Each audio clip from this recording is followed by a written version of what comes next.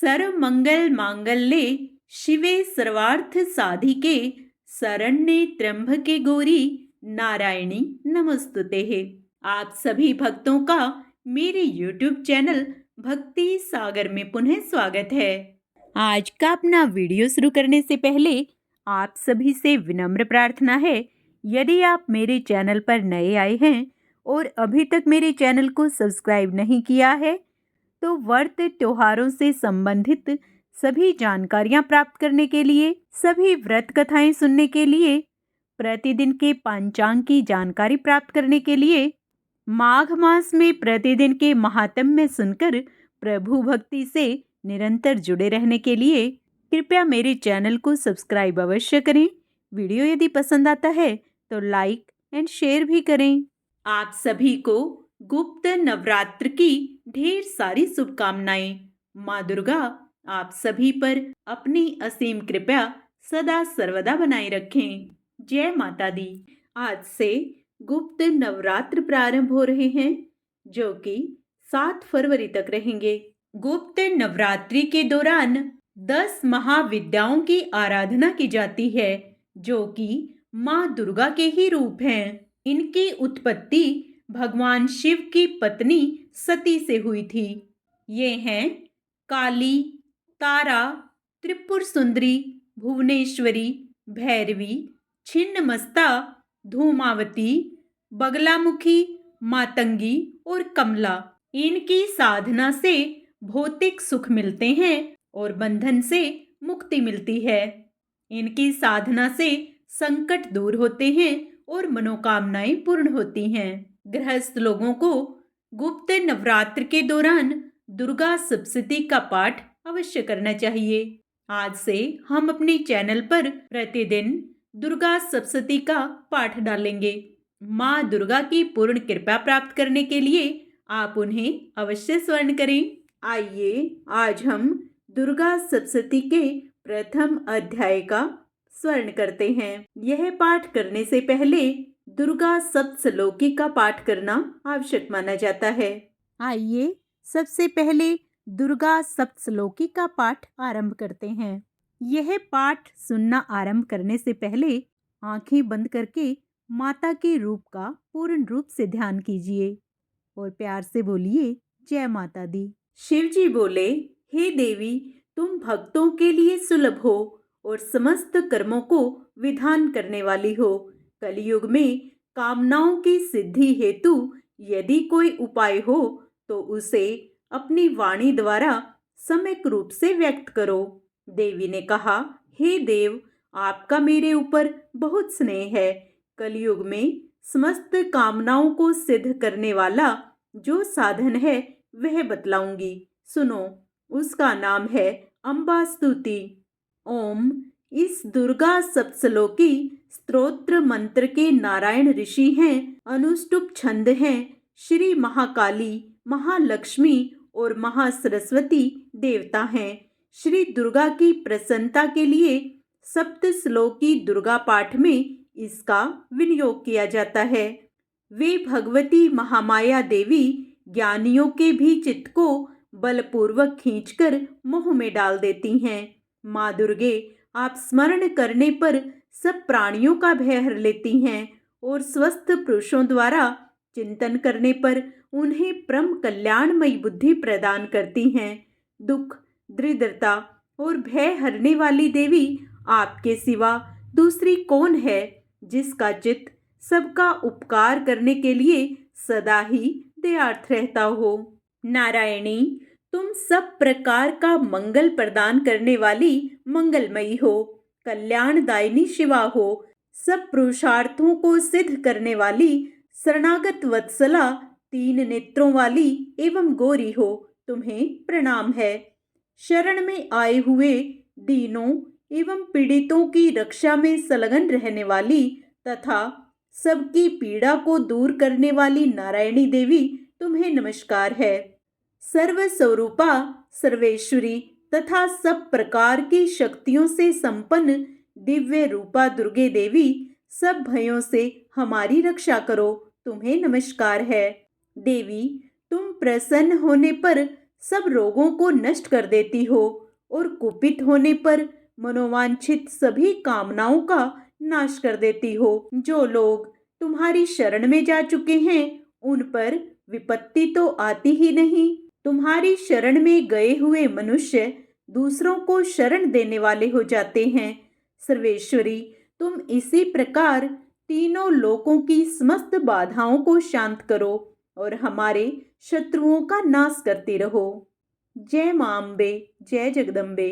आइए अब मां दुर्गा का ध्यान अपने मन में करते हुए और एकाग्रचित होकर श्री दुर्गा सप्तशती के प्रथम अध्याय का स्मरण करते हैं। प्रथम चरित्र के ब्रह्मा ऋषि, महाकाली देवता, गायत्री छंद, नंदा शक्ति, रक्त दंती का बीज, अग्नि तत्व और ऋग्वेद स्वरूप हैं। श्री महाकाली देवता की प्रसन्नता के लिए प्रथम चरित्र के जप में विनियोग किया जाता है। भगवान विष्णु के सो जाने पर मधु और कैटभ को मारने के लिए कमल जन्मा ब्रह्मा जी ने जिनका सत्वन किया था, उन महाकाली देवी का मैं सेवन करता हूँ। वे अपने 10 हाथों में खड्ग, चक्र, गदा, बाण, धनुष, परिध, शूल, भुसुंडी, मस्तक और शंख धारण करती हैं। उनके 3 नेत्र हैं। वे समस्त अंगों में दिव्य आभूषणों से विभूषित हैं। उनके शरीर की कांति नीलमणि के समान है और वे 10 मुख और 10 पैरों से युक्त हैं। मार्कंडे जी बोले, सूर्य के पुत्र सावर्णी जो 8वें मनु कहे जाते हैं, उनकी उत्पत्ति की कथा विस्तार पूर्वक कहता हूँ, सुनो। सूर्य कुमार महाभाग सावर्णी भगवती महामाया के अनुग्रह से जिस प्रकार मनवंतर के स्वामी हुए वही प्रसंग सुनाता हूँ। पूर्व काल की बात है। स्वारोचिस मनवंतर में सुरथ नाम के एक राजा थे जो चैत्र वंश में उत्पन्न हुए थे। उनका समस्त भूमंडल पर अधिकार था। वे प्रजा का अपने पुत्रों की भांति धर्म पूर्वक पालन करते थे। तो भी उस समय कोला विध्वंसी नाम के अक्षत्रिय उनके शत्रु हो गए। राजा सुरथ की दंड नीति बड़ी प्रबल थी। उनका शत्रुओं के साथ संग्राम हुआ। यद्यपि कोला विध्वंसी संख्या में कम थे तो भी राजा सुरथ युद्ध में उनसे परास्त हो गए। तब वे युद्ध भूमि से अपने नगर को लौट आए और केवल अपने देश के राजा होकर रहने लगे। समूची पृथ्वी से अब उनका अधिकार जाता रहा, किंतु वहां भी उन प्रबल शत्रुओं ने उस समय महाभाग राजा सुरथ पर आक्रमण कर दिया। राजा का बल क्षीण हो चुका था, इसलिए उनके दुष्ट, बलवान एवं दुरात्मा मंत्रियों ने वहां उनकी राजधानी में भी राजकीय सेना और खजाने को हथिया लिया। सुरथ का प्रभुत्व नष्ट हो चुका था, इसलिए वे शिकार खेलने के बहाने घोड़े पर सवार हो वहां से अकेले ही एक घने जंगल में चले गए। वहां उन्होंने विप्रवर मेधा मुनि का आश्रम देखा, जहां कितने ही हिंसक जीव अपनी स्वाभाविक हिंसा वृत्ति को छोड़कर परम शांत भाव से रहते थे। मुनि के बहुत से शिष्य उस वन की शोभा बढ़ा रहे थे। वहां जाने पर मुनि ने उनका सत्कार किया और वे उन मुनि श्रेष्ठ के आश्रम पर इधर उधर विचरते हुए कुछ काल तक रहे। फिर ममता से आकृष्ट चित होकर वहां इस प्रकार चिंता करने लगे, पूर्व काल में मेरे पूर्वजों ने जिसका पालन किया था वही नगर आज मुझसे रहित है। पता नहीं मेरे दुराचारी भृत्यगण उसकी धर्म पूर्वक रक्षा करते हैं या नहीं। जो सदा मद की वर्षा करने वाला और सूरवीर था, वह मेरा प्रधान हाथी अब शत्रुओं के अधीन होकर न जाने किन भोगों को भोगता होगा। जो लोग मेरी कृपा, धन और भोजन पाने से सदा मेरे पीछे पीछे चलते थे, वे निश्चय ही अब दूसरे राजाओं का अनुसरण करने लगे होंगे। उन अपव्ययी लोगों के द्वारा सदा खर्च होते रहने के कारण अत्यंत कष्ट से जमा किया हुआ मेरा वह खजाना खाली हो जाएगा। यह तथा और भी कई बातें राजा सुरथ निरंतर सोचते रहते थे। एक दिन उन्होंने वहां विप्रवर मेधा के आश्रम के निकट एक वैश्य को देखा और उससे पूछा, भाई तुम कौन हो? यहाँ तुम्हारे आने का क्या कारण है? तुम क्यों शोकग्रस्त और अनमने से दिखाई देते हो? राजा सुरथ का यह प्रेम पूर्वक कहा हुआ वचन सुनकर वैश्य ने विनीति भाव से उन्हें प्रणाम करके कहा। वैश्य बोला, राजन, मैं धनिकों के कुल में उत्पन्न एक वैश्य हूँ। मेरा नाम समाधि है। मेरे दुष्ट स्त्री पुत्रों ने धन के लोभ से मुझे घर से बाहर निकाल दिया है। मैं इस समय धन, स्त्री और पुत्रों से वंचित हूँ। मेरे विश्वसनीय बंधुओं ने मेरा ही धन लेकर मुझे दूर कर दिया है। इसलिए दुखी होकर मैं वन में चला आया हूँ। यहाँ रहकर मैं इस बात को नहीं जानता कि मेरे पुत्रों की, स्त्री की और स्वजनों की कुशल है या नहीं। इस समय घर में वे कुशल से रहते हैं अथवा उन्हें कोई कष्ट है। वे मेरे पुत्र कैसे हैं? क्या वे सदाचारी हैं अथवा दुराचारी हो गए हैं? राजा ने पूछा। जिन लोभी स्त्री पुत्र आदि ने धन के कारण तुम्हें घर से निकाला है, उनके प्रति तुम्हारे चित्त में इतना स्नेह का बंधन क्यों है? वैश्य बोला, आप मेरे विषय में जैसी बात कहते हैं वह सब ठीक है, किंतु क्या करूं? मेरा मन निष्ठुरता धारण नहीं करता। जिन्होंने धन के लोभ में पड़कर पिता के प्रति स्नेह, पति के प्रति प्रेम तथा आत्मीजन के प्रति अनुराग को तिलांजलि दे मुझे घर से निकाल दिया है, उन्हीं के प्रति मेरे हृदय में इतना स्नेह है। महामते, गुणहीन बंधुओं के प्रति भी जो मेरा चित्त इस प्रकार प्रेम मगन हो रहा है, यह क्या है? इस बात को जानकर भी मैं नहीं जान पाता। उनके लिए मैं लंबी सांसें ले रहा हूँ और मेरा हृदय अत्यंत दुखित हो रहा है। उन लोगों में प्रेम का सर्वथा अभाव है, तो भी उनके प्रति जो मेरा मन निष्ठुर नहीं हो पाता, इसके लिए मैं क्या करूं? मार्कंडे जी कहते हैं, ब्रह्मन तदंतर राजाओं में श्रेष्ठ सुरथ और वह समाधि नामक वैश्य दोनों साथ साथ मेधा मुनि की सेवा में उपस्थित हुए और उनके साथ यथा योग्य न्यायानुकूल विनय पूर्ण बर्ताव करके वहां बैठे। तत्पश्चात वैश्य और राजा ने कुछ वार्तालाप आरंभ किया। राजा ने कहा, भगवन, मैं आपसे एक बात पूछना चाहता हूँ, उसे बताइए। मेरा चित्त अपने अधीन न होने के कारण वह बात मेरे मन को बहुत दुख देती है।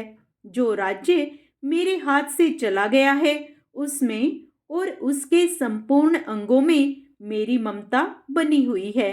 मुनि श्रेष्ठ, यह जानते हुए भी वह अब मेरा नहीं है, अज्ञानी की भांति मुझे उसके लिए दुख होता है। यह सब क्या है? इधर यह वैश्य भी घर से अपमानित होकर आया है। इसके पुत्र, स्त्री और भृत्यों ने इसे छोड़ दिया है। स्वजनों ने भी इसका परित्याग कर दिया है, तो भी यह उनके प्रति अत्यंत हार्दिक स्नेह रखता है। इस प्रकार यह तथा मैं दोनों ही बहुत दुखी हैं। जिसमें प्रत्यक्ष दोष देखा गया है, उस विषय के लिए भी हमारे मन में ममता जनित आकर्षण पैदा हो रहा है। महाभाग, हम दोनों समझदार हैं, तो भी हम में जो मोह पैदा हुआ है, यह क्या है? विवेक शून्य पुरुष की भांति मुझ में और इसमें भी यह मूढ़ता प्रत्यक्ष दिखाई देती है। ऋषि बोले, महाभाग, विषय मार्ग का ज्ञान सब जीवों को है। इसी प्रकार विषय भी सबके लिए अलग अलग हैं। कुछ प्राणी दिन में नहीं देखते और दूसरे रात्रि में नहीं देखते, तथा कुछ जीव ऐसे हैं जो दिन और रात्रि में भी बराबर ही देखते हैं। यह ठीक है कि मनुष्य समझदार होते हैं, किंतु केवल वे ही ऐसे नहीं होते।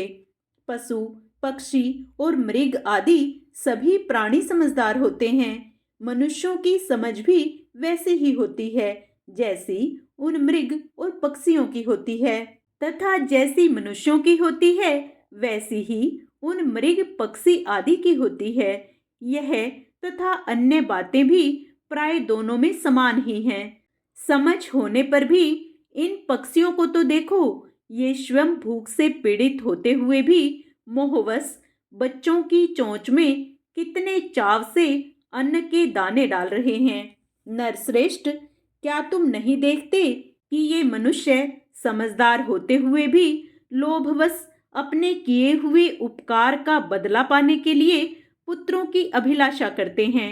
यद्यपि उन सब में समझ की कमी नहीं है, तथापि वे संसार की स्थिति, जन्म मरण की परंपरा बनाए रखने वाली भगवती महामाया के प्रभाव द्वारा ममता में भंवर से युक्त मोह के गहरे गर्त में गिराए गए हैं। इसलिए इसमें आश्चर्य नहीं करना चाहिए। जगदीश्वर भगवान विष्णु की योग निद्रा रूपा जो भगवती महामाया हैं, उन्हीं से यह जगत मोहित हो रहा है। वे भगवती महामाया देवी ज्ञानियों के भी चित्त को बलपूर्वक खींचकर मोह में डाल देती हैं। वे ही इस संपूर्ण चराचर जगत की सृष्टि करती हैं, तथा वे ही प्रसन्न होने पर मनुष्यों को मुक्ति के लिए वरदान देती हैं। वे ही पराविद्या, संसार बंधन और मोक्ष की हेतुभूता सनातनी देवी और संपूर्ण ईश्वरों की भी अधीश्वरी हैं। राजा ने पूछा, भगवन, जिन्हें आप महामाया कहते हैं, वे देवी कौन हैं? ब्रह्मन, उनका आविर्भाव कैसे हुआ तथा उनके चरित्र कौन कौन से हैं? ब्रह्मवेताओं में श्रेष्ठ महर्षि उन देवी का जैसा प्रभाव हो, जैसा स्वरूप हो और जिस प्रकार प्रादुर्भाव हुआ हो, वह सब मैं आपके मुख से सुनना चाहता हूँ। ऋषि बोले, राजन, वास्तव में तो वे देवी नित्य स्वरूपा ही हैं। संपूर्ण जगत उन्हीं का रूप है तथा उन्होंने समस्त विश्व को व्याप्त कर रखा है। तथापि उनका प्राकट्य अनेक प्रकार से होता है। वह मुझसे सुनो। यद्यपि वे नित्य और अजन्मा हैं, तथापि जब देवताओं का कार्य सिद्ध करने के लिए प्रकट होती हैं, उस समय लोक में उत्पन्न हुई कहलाती हैं। कल्प के अंत में जब संपूर्ण जगत एक कारण में निमग्न हो रहा था और सबके प्रभु भगवान विष्णु शेषनाग की सैया बिछाकर योग निद्रा का आश्रय ले सो रहे थे, उस समय उनके कानों के मैल से दो भयंकर असुर उत्पन्न हुए, जो मधु और कैटभ के नाम से विख्यात थे। वे दोनों ब्रह्मा जी का वध करने को तैयार हो गए। भगवान विष्णु के नाभि कमल में विराजमान प्रजापति ब्रह्मा जी ने जब उन दोनों भयानक असुरों को अपने पास आया और भगवान को सोया हुआ देखा, तब एकाग्रचित होकर उन्होंने भगवान विष्णु को जगाने के लिए उनके नेत्रों में निवास करने वाली योग निद्रा का सत्वन आरंभ किया, जो इस विश्व की अधीश्वरी, जगत को धारण करने वाली, संसार का पालन और संहार करने वाली तथा तेज स्वरूप भगवान विष्णु की अनुपम शक्ति हैं। उन्हीं भगवती निद्रा देवी की भगवान ब्रह्मा स्तुति करने लगे। ब्रह्मा जी ने कहा, देवी, तुम ही स्वाहा, तुम ही स्वधा और तुम ही वष्टकार हो। स्वर भी तुम्हारे ही स्वरूप हैं। तुम ही जीवनदायिनी सुधा हो। नित्य अक्षर प्रणव में अकार, उकार, मकार इन तीन मात्राओं के रूप में तुम ही स्थित हो तथा इन तीन मात्राओं के अतिरिक्त जो बिंदु रूपा नित्य अर्ध मात्रा है, जिसका विशेष रूप से उच्चारण नहीं किया जा सकता, वह भी तुम ही हो। देवी, तुम ही संध्या, सावित्री तथा परम जननी हो। देवी, तुम ही इस विश्व ब्रह्मांड को धारण करती हो। तुमसे ही इस जगत की सृष्टि होती है। तुम ही से इसका पालन होता है और सदा तुम ही कल्प के अंत में सबको अपना ग्रास बना लेती हो। जगन्मयी देवी, इस जगत की उत्पत्ति के समय तुम सृष्टि रूपा हो, पालन काल में स्थिति रूपा हो तथा कल्पांत के समय संहार रूप धारण करने वाली हो। तुम ही महाविद्या, महामाया, महामेधा, महास्मृति, महामोह रूपा, महादेवी और महासुरी हो। तुम ही तीनों गुणों को उत्पन्न करने वाली सबकी प्रकृति हो। भयंकर कालरात्रि, महारात्रि और मोहरात्रि भी तुम ही हो। तुम ही श्री, तुम ही ईश्वरी, तुम ही हरि और तुम ही बोध स्वरूपा बुद्धि हो। लज्जा, पुष्टि, तुष्टि, शांति और क्षमा भी तुम ही हो। तुम खड्ग धारिणी, शूल धारिणी, घोर रूपा तथा गदा, चक्र, शंख और धनुष धारण करने वाली हो। बाण, भुसुंडी और पृथ ये भी तुम्हारे अस्त्र हैं। तुम सौम्य और सौम्यतर हो। इतना ही नहीं, जितने भी सौम्य एवं सुंदर पदार्थ हैं उन सबकी अपेक्षा तुम अत्यधिक सुंदरी हो। पर और अपर सबसे परे रहने वाली परमेश्वरी तुम ही हो। सर्व स्वरूपे देवी, कहीं भी सत असत रूप जो कुछ वस्तुएं हैं और उन सब की जो शक्ति है वह तुम ही हो। ऐसी अवस्था में तुम्हारी स्तुति क्या हो सकती है? जो इस जगत की सृष्टि, पालन और संहार करते हैं उन भगवान को भी जब तुमने निद्रा के अधीन कर दिया है तब तुम्हारी स्तुति करने में यहाँ कौन समर्थ हो सकता है? मुझको, भगवान शंकर को तथा भगवान विष्णु को भी तुमने ही शरीर धारण कराया है, अतः तुम्हारी स्तुति करने की शक्ति किसमें है? देवी, तुम तो अपने इन उदार प्रभावों से ही प्रशंसित हो। ये जो दोनों दुर्धर्ष असुर मधु और कैटभ हैं इनको मुंह में डाल दो और जगदीश्वर भगवान विष्णु को शीघ्र ही जगा दो। साथ ही इनके भीतर इन दोनों महान असुरों को मार डालने की बुद्धि उत्पन्न कर दो। ऋषि कहते हैं, राजन, जब ब्रह्मा जी ने वहां मधु और कैटभ को मारने के उद्देश्य से भगवान विष्णु को जगाने के लिए तमोगुण की अधिष्ठात्री देवी योग निद्रा की इस प्रकार स्तुति की, तब वे भगवान के नेत्र, मुख, नासिका, बाहु, हृदय और वक्ष स्थल से निकलकर अव्यक्त जन्मा ब्रह्मा जी की दृष्टि के समक्ष खड़ी हो गई। योग निद्रा से मुक्त होने पर जगत के स्वामी भगवान जनार्दन उस एकारण के जल में शेष नाग की सैया से जाग उठे। फिर उन्होंने उन दोनों असुरों को देखा। वे दुरात्मा मधु और कैटभ अत्यंत बलवान तथा पराक्रमी थे और क्रोध से लाल आंखें किए ब्रह्मा जी को खा जाने के लिए उद्योग कर रहे थे। तब भगवान श्री हरि ने उठकर उन दोनों के साथ 5000 वर्षों तक केवल बाहु युद्ध किया। वे दोनों भी अत्यंत बल के कारण उन्मत्त हो रहे थे। इधर महामाया ने भी उन्हें मोह में डाल रखा था।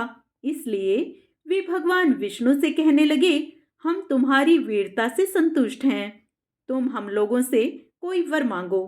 श्री भगवान बोले, यदि तुम दोनों मुझ पर प्रसन्न हो तो अब मेरे हाथ से मारे जाओ। बस इतना सा ही मुझे वर मांगना है, यहाँ दूसरे वर से क्या लेना है। ऋषि कहते हैं, इस प्रकार धोखे में आ जाने पर जब उन्होंने संपूर्ण जगत में जल ही जल देखा तब कमल नयन भगवान से कहा, जहाँ पृथ्वी जल में डूबी हुई ना हो, जहाँ सूखा स्थान हो, वहीं हमारा वध करो। ऋषि कहते हैं, तब तथास्तु कहकर शंख, चक्र और गदा धारण करने वाले भगवान ने उन दोनों के मस्तक अपनी जांघ पर रखकर चक्र से काट डाले। इस प्रकार ये देवी महामाया ब्रह्मा जी की स्तुति करने पर स्वयं प्रकट हुई थी। अब पुनः तुमसे उनके प्रभाव का वर्णन करता हूँ, उसे ध्यान पूर्वक सुनो। इस प्रकार दुर्गा सप्तशती का प्रथम अध्याय मधु कैटभ वध समाप्त होता है। अगले अध्याय का अध्ययन हम अपने कल के वीडियो में करेंगे, उसे भी आप अवश्य सुनें। कमेंट में जय माता दी अवश्य लिखें।